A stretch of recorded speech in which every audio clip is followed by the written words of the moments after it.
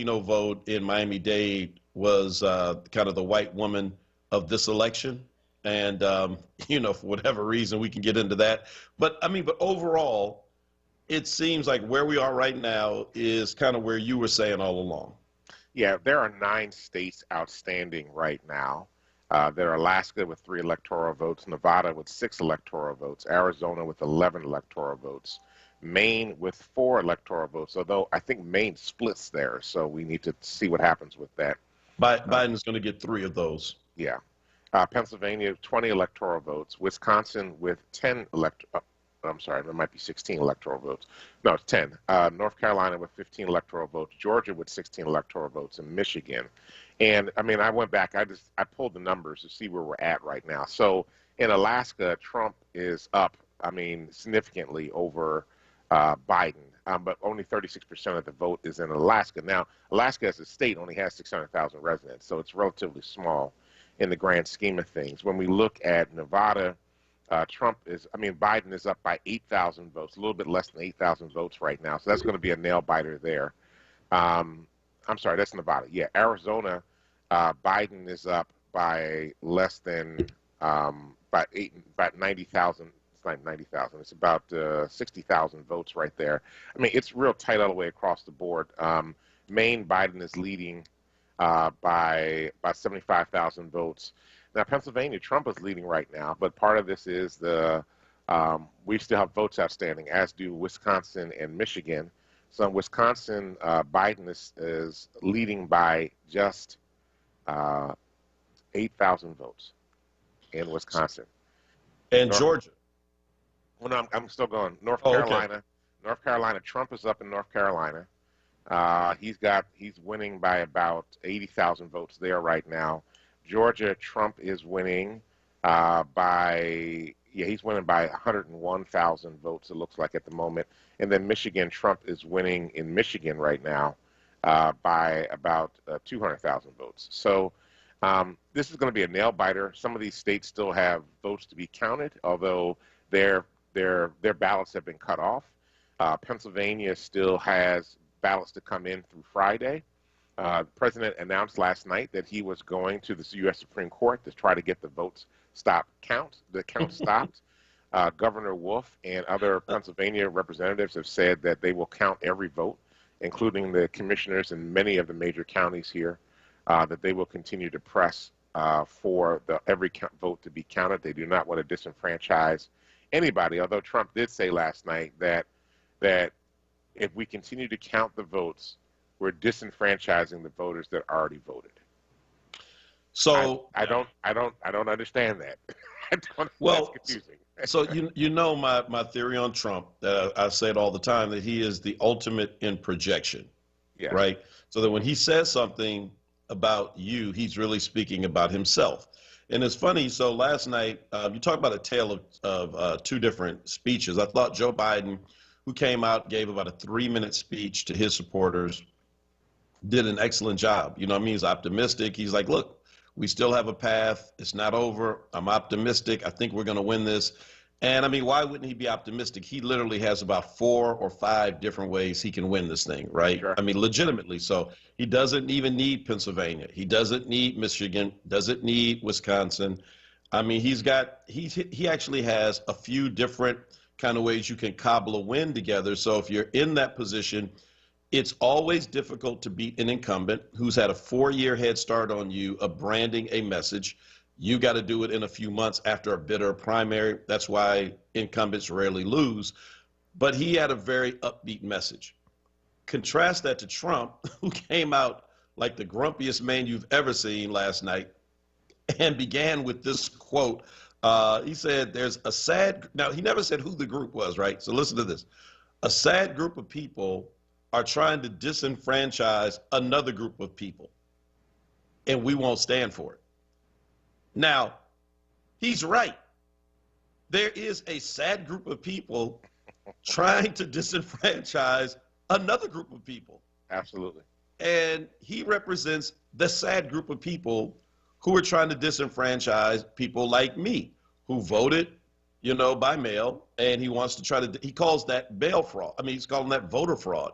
people who may have turned their ballot in on last Wednesday, and for whatever reason, it still didn't reach the Philly. They mailed it in Philly, and it still didn't reach the county office for whatever reason.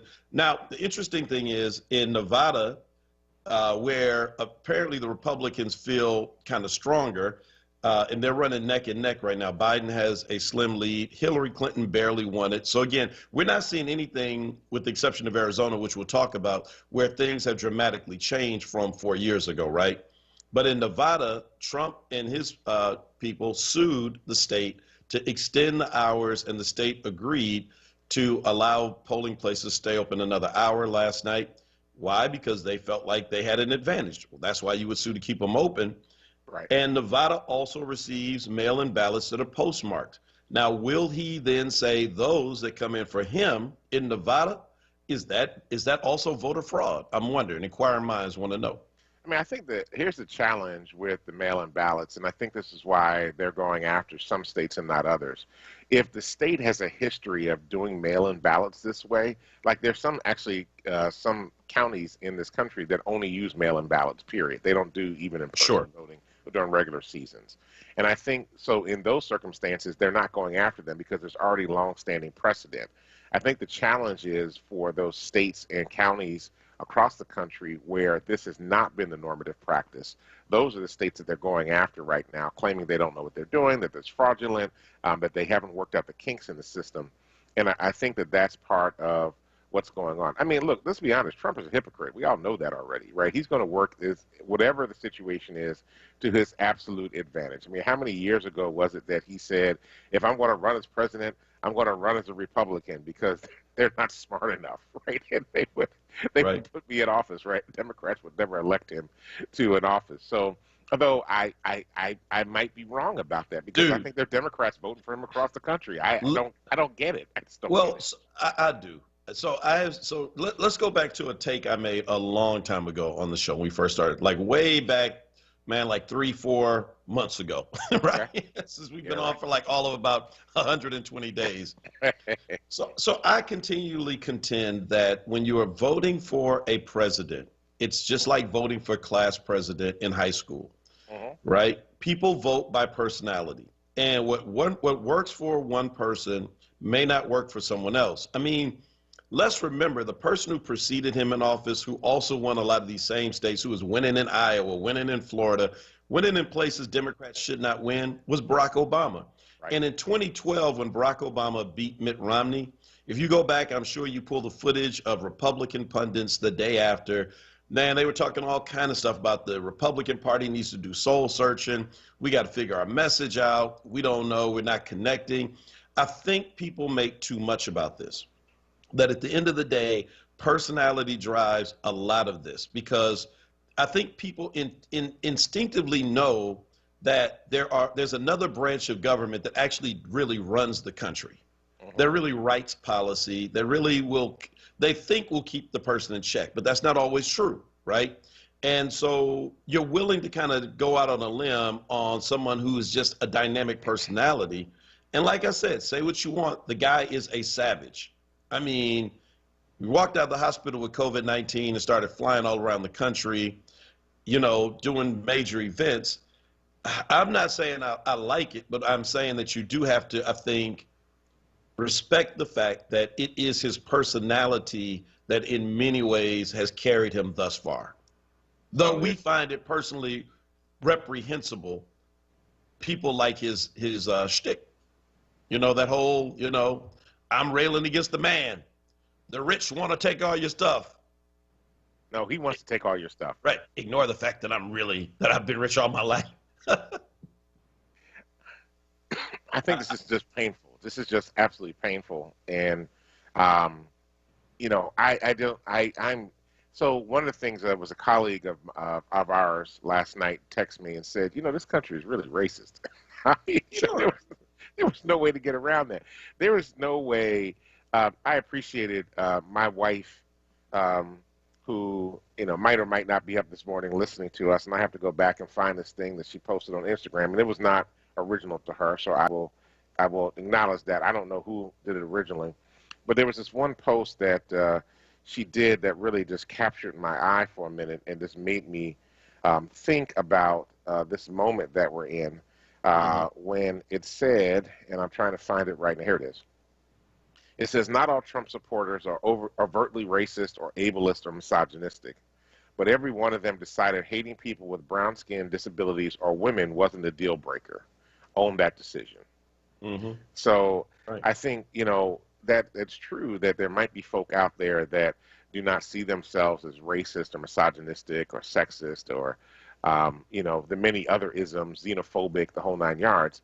But they continue to put in office a president who is the embodiment of every one of those isms that we work so hard against every single day. And I find that problematic. I find that very problematic. Again, like I said, listen, if Barack Obama had been the candidate in this particular season where Georgia is like this close to flipping, Georgia's not settled yet. Atlanta, the votes from Atlanta have not come in. Where, again, North Carolina, I think it's a foregone conclusion it's going to Trump, but it's still not, settled just yet. Where Joe Biden, in spite of all of the things that, we talk about, has actually probably flipped Arizona, John McCain's Arizona. Dude, if Barack Obama were running in this landscape, he'd have racked up like 350 electoral votes. I'm just saying, because, again, the force of sheer personality on a president, when you're running as president, when you're running as governor, when you're running as mayor, I think that people are just looking for something different. Now, Raphael, I'm going to read this take from him, and I think that there's something to it. People may not like it, but there is something about this. He says, yes, Trump is a dynamic personality. Tawanda, I know, disagrees because I read her comment just before that. That is who the country wants as a leader. Biden lacks charisma because of his stutter. I don't believe that part. Also, Biden looks weak in public, stumbling over his thoughts and words. You must display strength as a leader. I'll just simply say again, without further comment on that comment, I don't agree with all of it, but I will say that I think that there's some truth to that. That when people they're both in their 70s, but one doesn't really act like he's in his 70s, act like he's on Red Bull all the time, right? He probably is on Red Bull and probably a bunch of other things. Well, right, but I'm just saying, and so, all right, so that being said, it's people want that, right? And when you're in the presidency, they want it even more because I think it makes them feel secure. Now, in spite of all of this, let's just look at the map again. So for people who are just waking up, all right, so right now as it stands, Biden has 224 electoral votes locked up to Trump's 213. Yeah. Biden has multiple paths. He is leading pretty comfortably in Arizona, though they've not called it yet. That's 11 votes right there. In Maine, he is leading. It's a split, so he will take 3 of the 4, pretty much a foregone conclusion. Nevada is razor thin. Last I looked, it was about 8,000 votes. Let me see on this one right here. Yeah, it's 8,000. About 8,000 votes different, with 86% of the votes coming in. Wisconsin, Biden is up with 89% coming in by less than 10,000 votes. Michigan and Pennsylvania, you can't really say what those are right now because the cities of Detroit and Philadelphia have not weighed in yet, and you already know what that means. It's going to be a landslide of votes going toward Biden because of the heavy influence of black voters. Georgia, again, is a big surprise. It is not over. Georgia, Trump only has 50.5% to Biden's 48.3%. And again, Atlanta has not fully weighed in, and the surrounding suburbs of Cobbs, Smyrna, Clayton, Decatur. So you're talking about, really, this thing, if you're Biden and you're waking up, you're thinking like, this is not as bad as it could be. Again, I'm going, to Raphael's point, I'm not the smoothest guy in this race, not the most energetic. He has done what our friend Elder Melanie DeBose has said all the time. He has run a slow and steady, methodical campaign. It's gotten him to this point, and if he wins it, we will all be like saying, he knew what he was doing. He just needs 2 or 3 of these things to fall his way, and he is the next president of the United States. And we'll know in about 3 days, possibly later, depending on what Wisconsin, Michigan, Arizona, and Nevada report. Yeah, I mean, I think that there is a clear path here for Biden. I still think, I'm not sure all these states are going to stay the way they are right now. I do think ultimately, he will take Pennsylvania. I just think it's going to be a nail biter again. Mm-hmm.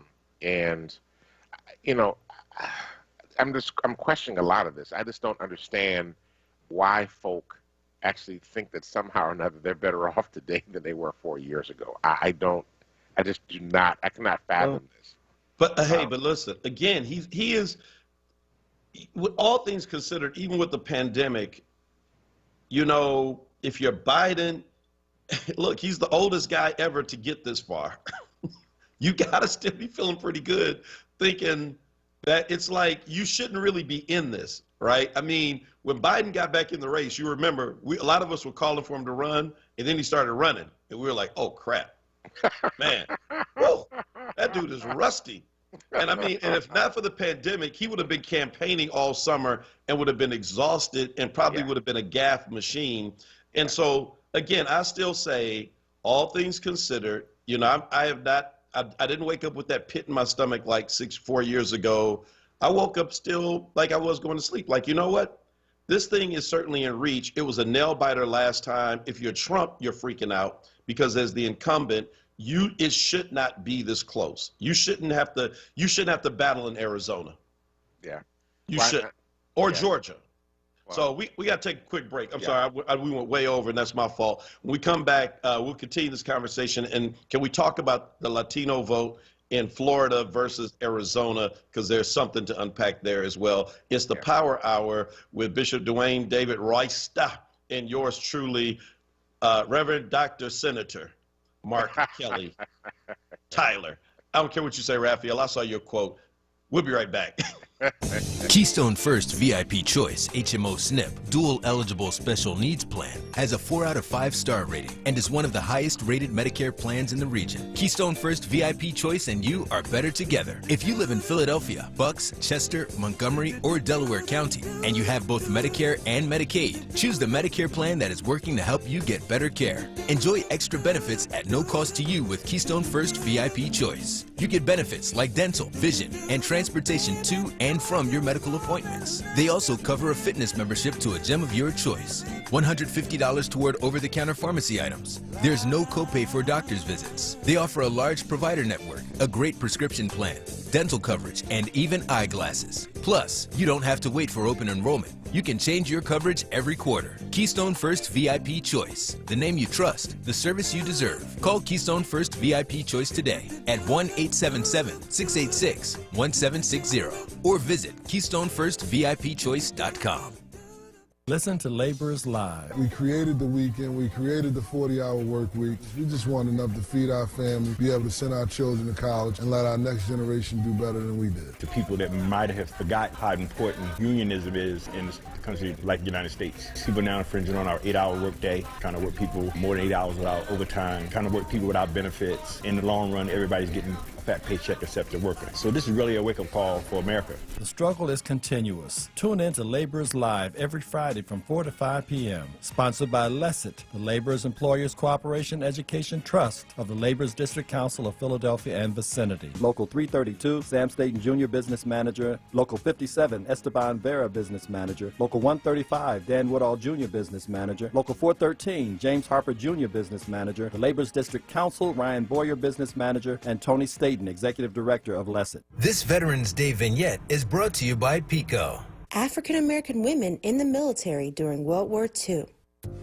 In recognition of Veterans Day, WURD Radio celebrates the African American women who served in the military during World War II. In May of 1942, the Women's Army Corps accepted its first 39 African American women, often referred to as Black Rosie the Riveters. Black women who served in the military during World War II played a key role in war production, overcoming Jim Crow, racial and gender discrimination. The African American women who served were revered by their families and were able to contribute to financial growth for their communities. communities in ways that were unprecedented at that time. Their work often lives in the shadows, but many of the black women who were in the military during World War II are our mothers, grandmothers, aunts, who the United States could not have won World War II without. As we continue to fight for racial justice today, WURD Radio celebrates the African American women in the military during World War II and other black Americans who have served and continue to serve this country.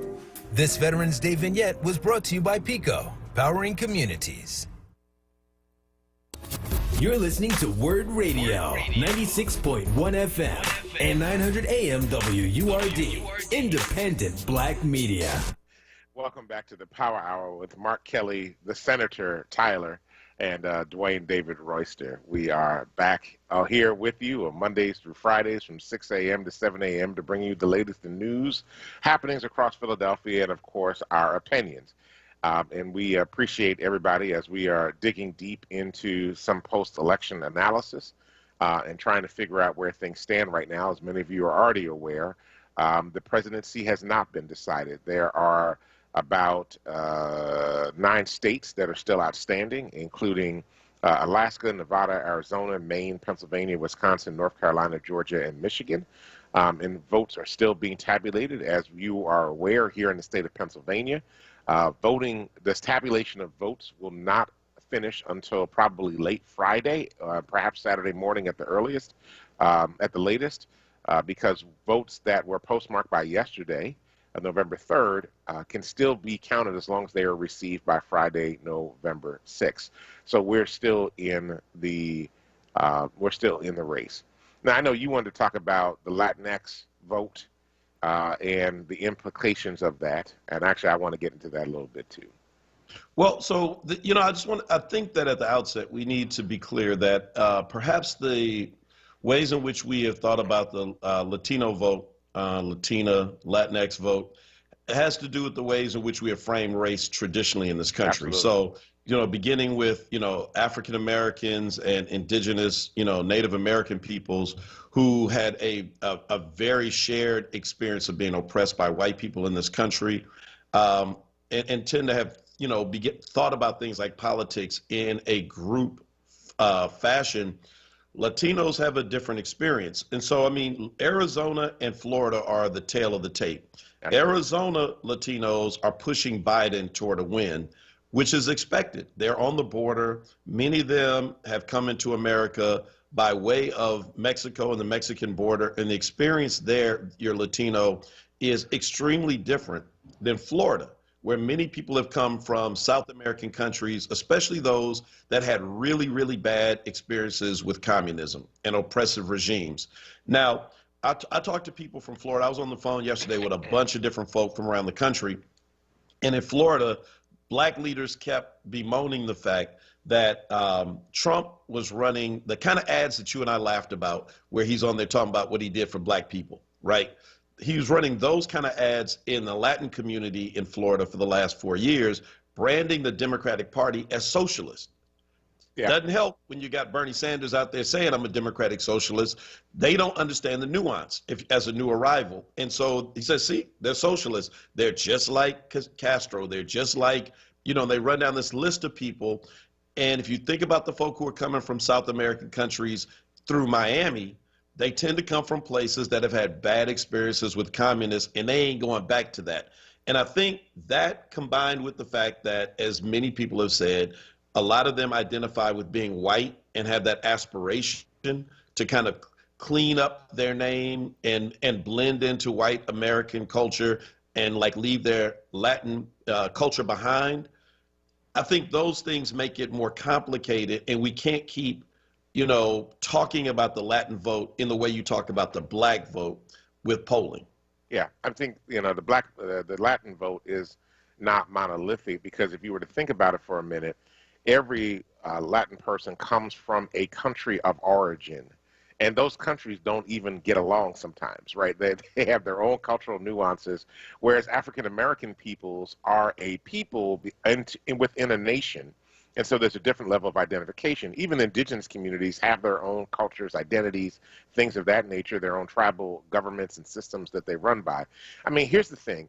Miami-Dade down in Florida is always a challenge because there's a huge Cuban population down there of people who ran for Castro, just like you said, right? So when you start talking about socialism, people are thinking about Fidel Castro, they're thinking about his brother, and they're thinking about the fact that they ran from Cuba. Now, the other thing is that a lot of the original Cuban exiles that came to this country and their families subsequent to that were actually the elite that left Cuba in the first place, right? So they've got money, they've got businesses, they've established themselves here for a long period of time. So you actually have a large amount of the Cuban vote in Florida that are registered Republicans, right? Think of Senator Rubio, right? These folks are Republicans. What's his name? The other one from Texas, Ted Cruz. Family came through there. They're Cuban as well, even though he's also part Canadian, although they tried to downplay that when he ran for office. But the reality is that they were the elite that left Cuba during the time of socialism, because socialism was actually a poor people's movement in Cuba. It was not a rich people's movement. It was a poor people's movement. So, and of course, the elites don't want to be run by the poor. So I think that was very much part of the message there. When you get to Mexico, not Mexico, when you get to Nevada and when you get to Arizona, right? So look at those two states. So those folk, like you said, are coming out of Mexico. However, they are poor. They were not rich. They were not the elites were coming over from Mexico, right? They were poor folk. And so they are readily identifying with a message that talks about raising the wage, that talks about providing health care, that talks about providing these things because they don't have the resources for that.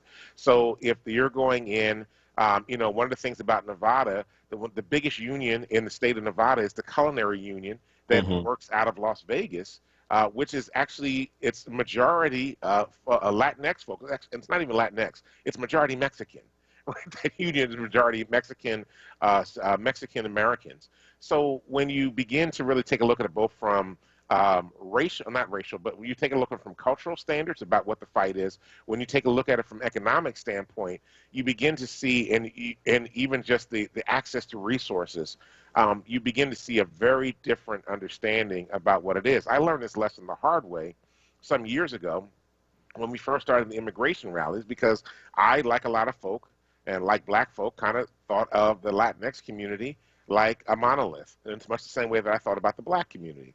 And when the immigration rallies started, and I was actually pastoring a church that was actually half black and half Latinx. It was actually half Puerto Rican with some Dominicans in it as well at the time. And I announced on Sunday morning I was going to go out to this immigration rally. And I got cornered by folk who said to me, you shouldn't be out there. Those people, these were Latinx folks, that those folk are coming in here illegally. You don't want to be out there. Now, some of them have since changed their tune years later. But at that time, there was a very deep slant against folk who were coming in from other Latinx countries, even though a large number of these folk happened to be Puerto Rican at the time. So it was a very important lesson for me that just because they come from South America doesn't mean that they're all on the same page and that everybody thinks the same way. So. Yeah, so a lot of folk in Florida that I spoke to said they were the white woman of this election, because that's how people felt. Like they couldn't believe white women helped push Donald Trump into the presidency in 2016, given, the tape that had come out on Access Hollywood, all of the allegations of assault and just him being him. And it just seemed, so counterintuitive. Likewise, that's how a lot of folk, again, people I spoke to in Florida, especially who were familiar with Miami-Dade County, kind of felt the same way, that it just felt counterintuitive that you would think that they would have had solidarity with, I don't know, Latinx people who were put in cages and had the kids taken from them. But at the end of the day, folk vote for their own interests, right? And so I think you saw a lot of that. Now, the Senate, Democrats had a lot of high hopes, but they all fizzled out. And for the most part, they did pick up a couple of gains, but the Republicans matched those with gains that they weren't supposed to get. So it's kind of a net, net loss, net win, whatever. The House, Democrats look like they've actually lost about 6 seats when they were poised to win more. They're kind of banging their heads against the walls this morning as well. But again, there's going to be plenty of time to talk about that. Right now, the only thing people want to talk about is the presidential election and how this is going to resolve itself. Now, we've been saying, along with others, that, we have to count every vote, in spite of the fact that the president said he's going to run and tell on us to the Supreme Court, like I'm going to go tell mama that you counting votes and you shouldn't. Relax, y'all. He can go talk to them, but they ain't got to listen. The votes are going to be counted. And, I just think that we will have a more clear picture of where things stand when Michigan fully reports and when Pennsylvania fully reports. And I just kind of urge calm in this moment, that we don't freak out and lose our minds. Again, Joe Biden, in spite of all the negatives, is in a much more enviable place than Hillary Clinton. Yeah, absolutely. I mean, all of her pathways were taken out. At this time 4 years ago, we were talking about all the multiple ways Donald Trump could win. Right. Let's be honest.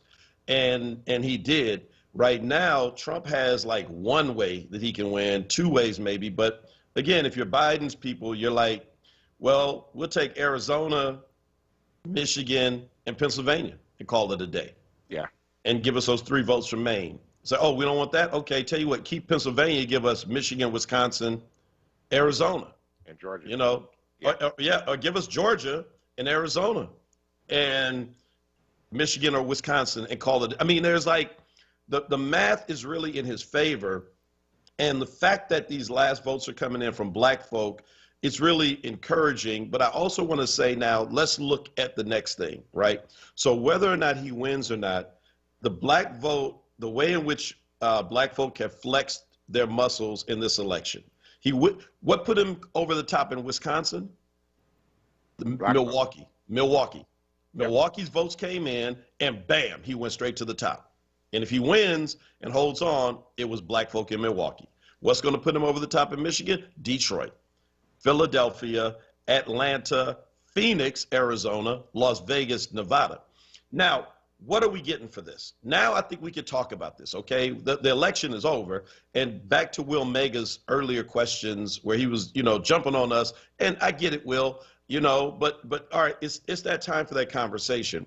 What do we get for our support? Well, I think, yeah, go ahead. I think you got a problem, though, because there are a lot of pundits out there who are saying it's not the black vote that won this election. It's the white woman's suburban vote that won this election. And I think we're going to be in a battle with white women to determine. Now, I think the white women... You needed both. You needed both. Yeah. But I think, hear what I'm saying, when you're out there talking, the language that you're listening to some of these pundits talk about says that the black vote always went the way the black vote went. It was really the white woman swing voter in the suburbs that won this election for Trump, which will, in some ways, downgrade the impact of the black voter in the eyes of America, but also in the electoral process in the future. So I just think we need to be very careful about that. We just need to be very careful about that. Well, I hear that. And what I would say to that is, so pundits can say what they want. You and I know, because we talk to party leaders all the time. I mean, not like leaders, but you know what I mean? Like, we talk, but I'm saying, I'm like, but not like the official kind of like, all right, we're going to have a meeting with Tom Perez and like, let's talk strategy. We talk to folk who are elected officials, and we are always giving our opinion, right? That's whenever I see Dwight Evans, I'm like, yo, y'all got to do something about this. You know what I mean? And so he's like, I know, Rev, I know. And I'm like, no, but like, seriously. See, I think that one of the things that is missing is that for us, we have got to start moving toward more ownership, our stake of owning this country, right? Yeah. And I mean in a very real sense. So black home ownership in Philadelphia has to increase. And in cities like Philadelphia, black home ownership, leads you, into a place where you have money for retirement, you got a home, and when you own something, you have a different investment in your city, in your place. I mean, I say start there, and also talking about wages and everything else, that if we don't change it, then we are more susceptible long-term to the attacks of a person like a Trump, who raises those questions like, what have they done for you? Which is a legitimate question, but there is a different way in which you comport yourself when you have an investment. Now, we're up on the break. Yeah. Troy Wilmore is producing today, and he is like a ruthless taskmaster, and I don't want any more angry text messages. So we're going to go to break right now, make Troy really happy, and when we come back, we'll continue this conversation. Now, a traffic update on WURD Radio. Good morning. This report's sponsored by Staples Stores. So not too bad as you make your way early this Wednesday morning here in Philadelphia. Southbound 95, we're going to find it getting busy. Cotman down through Bridge. Again, Betsy Ross through Girard as the volume begins to get a bit heavy. Northbound side, no major problems. Westbound Vine Expressway, that's heavy from 95 out through Broad Street. There is a disabled vehicle there. Looking at the Schuylkill Expressway, eastbound Montgomery through Girard. Or slow westbound side, getting jammed from University through 30th through that construction. Then against City out to Belmont late. PA Turnpike, Blue Ridge 476, not a bad ride yet. 55 northbound Deptford into 42, getting busy. Staples has cards and invitations to help you connect with clients and loved ones. Choose from hundreds of holiday templates to customize. Right now, get 30% off custom holiday cards and invitations. All friends, 12, 19, 20, limit 1. Visit staples.com/holiday cards or store for details. Staples. For more traffic information, log on to sigalert.com. Jim Bachman with your Philadelphia area traffic. Now, a WURD weather update. Here's NBC 10 First Alert meteorologist Bill Henley. A cold start this morning, but bright sunshine today will warm us into the 60s, 66 this afternoon with a light southwesterly breeze helping to boost our temperatures today. Not quite as chilly tonight. We'll drop down into the 50s this evening, a low of 48 tomorrow morning, 68 the high with sunshine on Thursday, and after a few clouds coming through Thursday night, back to sunshine for Friday and a high of 70. Get the First Alert forecast anytime. Download the free NBC 10 app.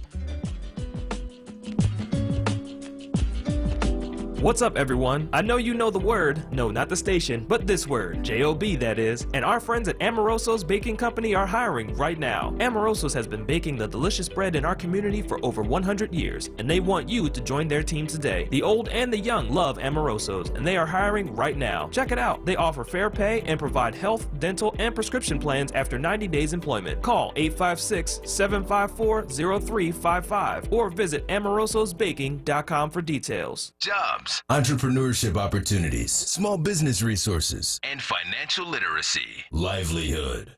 The new initiative from WURD Radio to connect Philadelphians to resources to help take the next steps in their professional lives. WordWorks.com features career readiness tools, entrepreneurship resources, funding opportunities, and events to expand your livelihood. Visit WURDworks.com right now and take the next step in your professional journey. Livelihood is supported by the Nightland Fest's Local News Transformation Fund, Borealis Philanthropies Racial Equity and Journalism Fund, and the Solutions Journalism Network. Keeping you informed. As a community service, WURD Radio and the Black Doctors COVID-19 Consortium wants to keep you informed about where you can get no-cost, barrier-free COVID-19 testing this week. Thursday, November 5th, from 3 p.m. till 7 p.m. at 1312 Willow Street, Norristown, Pennsylvania. And Saturday, November 7th, from 12 noon till 3 p.m. at Victory Christian Fellowship, 5220 Whitby Avenue in Philadelphia. Stay informed and stay well with WURD Radio. 96.1 FM and 900 AM WURD. WURD TV. We're streaming live video of this conversation right now. Tune in on YouTube at onWURD or on Facebook at ForWord. WURD TV. Black Talk Media. Welcome back to the Power Hour with Mark Kelly Tyler and Dwayne David Royster. We were just finishing up a conversation about what we're going to get out of this, and I know we're going to go to Will Mega here in a second, who's calling in. But let me just say this. I actually think that the next 4 years have to be the age of black independent political power, right? We have to be able to say very clearly to the Democrats, this is what we want or you don't get our votes. And I think we have to really work hard at that and build a alternative political structure that forces them to have to contend with us in a very different way. I do think we often give stuff away for free. I think in this particular circumstance, Trump was so bad that we had really no choice in the matter.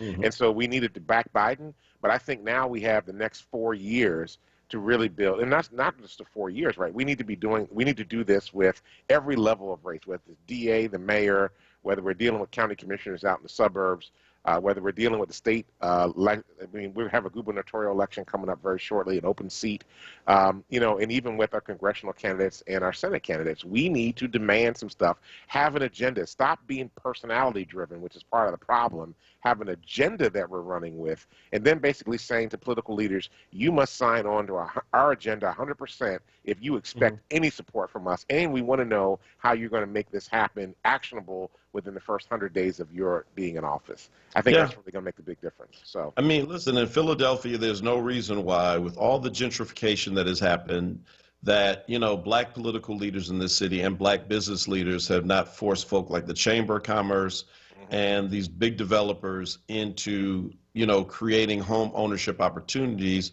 for black folk. I mean, it's just, there's no reason for it, but, you know, the vision is lacking.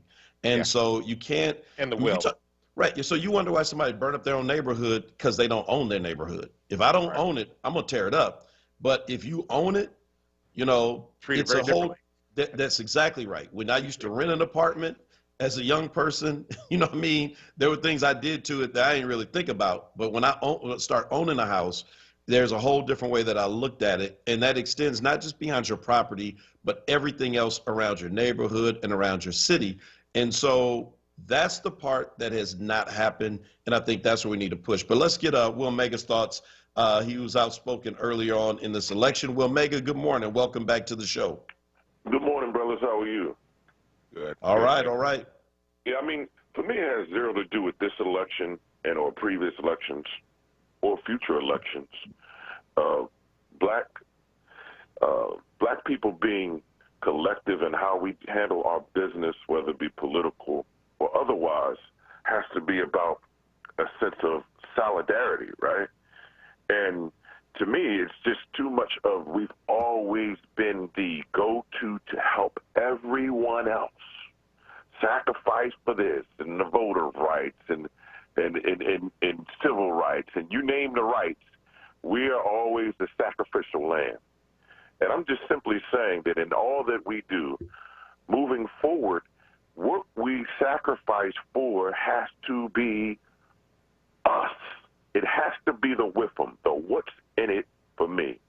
And so locally, where we can really make a determination, and that's where largely this URD audience is, even though we have folks outside of us who listen, and that's a great thing. Locally, it should start with some simple things, right? Like, we got the head of the FOP and the fire department just saying, hey, we're on board with Trump. White men saying we're on board with Trump. I didn't see the white unions doing much of what they would normally do during these Democratic elections. On Spring Garden, no, the signage wasn't heavy like it normally was. But lastly, we're the majority of the voters in this city, and we still got a white man who's the head of the party. Like, come on, it's okay, folks.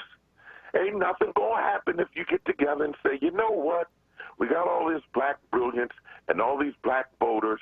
How about we take some black control over the party and get some new leadership? Because the turnout, with the exception of presidential, and I can speak clearly for West Philly, is horrible.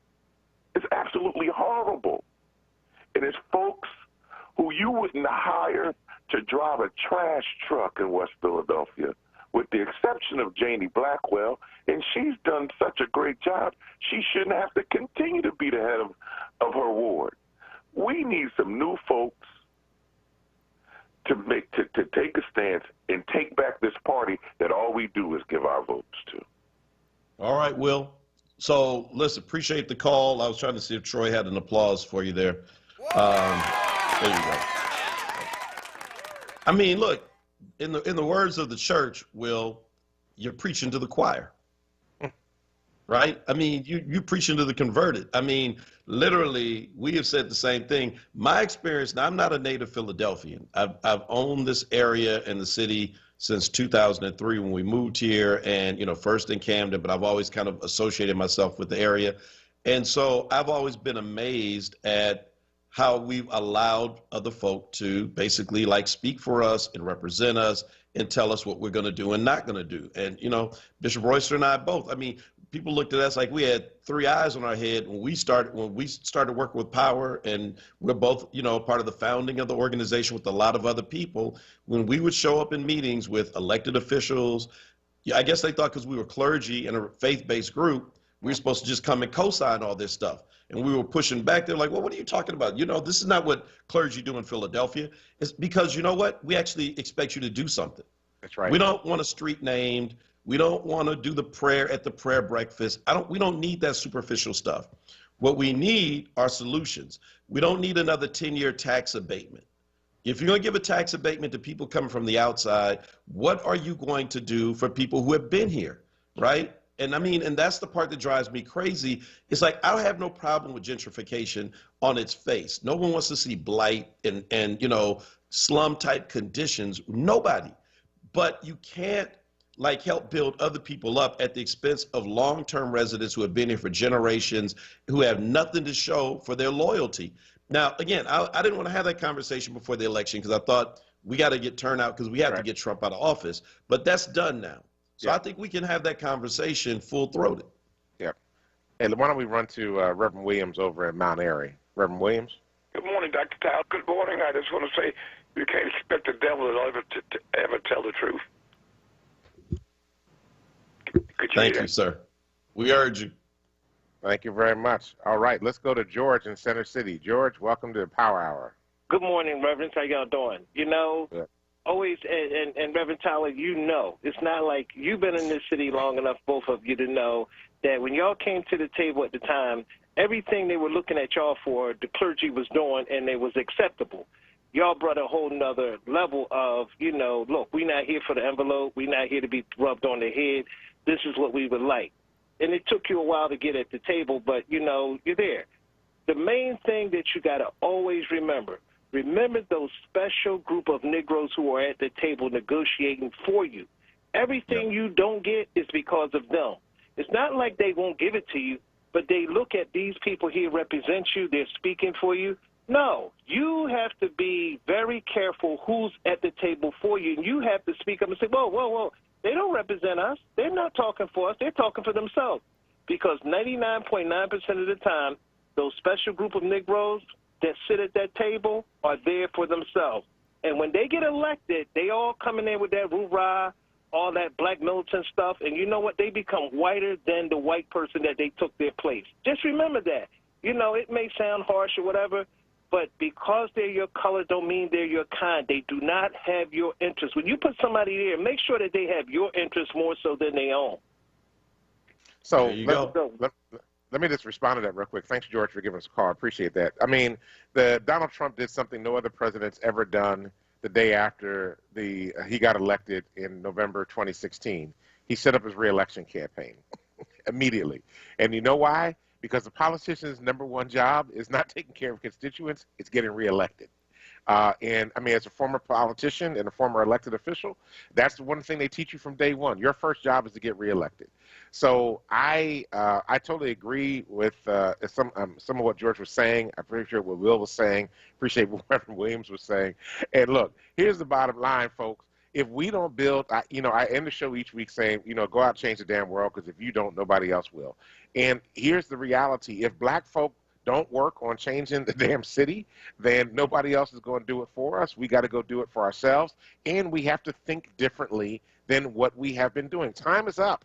We cannot keep doing this dance with the Democrats anymore, and we need to actually organize our own agenda. I'm not talking about personalities, because we get in trouble every time we start organizing around personalities. We have to organize around an agenda that we're now saying to political leaders and business leaders and others, if you want our support, this is our expectation. And, prior to the election, if you are in office, you need to prove to us that this is your agenda too by making some things happen. If you're not making it happen, then we are not going to support you, and we're going to find somebody that will. And then from within our own collective, we then start choosing people instead of letting the party bosses choose the folk that are going to run in our seats. As we always say in our circle, no permanent friends, no permanent enemies, only permanent interest. And that's how we've got to be as we wade into these waters. I think at some point There's also the opportunity to talk about a third party emerging, because those disaffected Republicans, the Lincoln Project folk like Steve Schmidt and others who feel they have nowhere to go. There are a lot of folk within the Democratic Party who feel the same way. They're legitimately, within the next 5 to 10 years, could be a real third party threat that could, I mean, I think that the two parties have gone so far to the right and to the left that there are a lot of people in the middle who are feeling some kind of way. That is another interesting conversation, and I think the timing is ripe for it. But yeah. So listen, I mean, hopefully tomorrow, by the time we talk, this will all be sorted out. And I've told you all along, I'm praying Pennsylvania won't matter. So I'm not saying, I don't. Let me tell you, I don't want Pennsylvania to matter, because that means Biden is won, and we can count our votes when we count our votes. You like nail biters and suspense movies. I'm good, bruh, with a blowout at halftime, and I can go on about my business. I got you. Well, listen, everybody, thanks for checking us out on the Power Hour. We'll be back tomorrow morning at 6 a.m. to bring you the latest in news, happenings around Philadelphia, and, of course, our opinions. Stay tuned for Solomon Jones and the Wake Up with Word show. Thank you, Troy Wilmore, for doing the producing work today. Listen, folks, go out, change the damn world, because if you don't, nobody else will. Peace.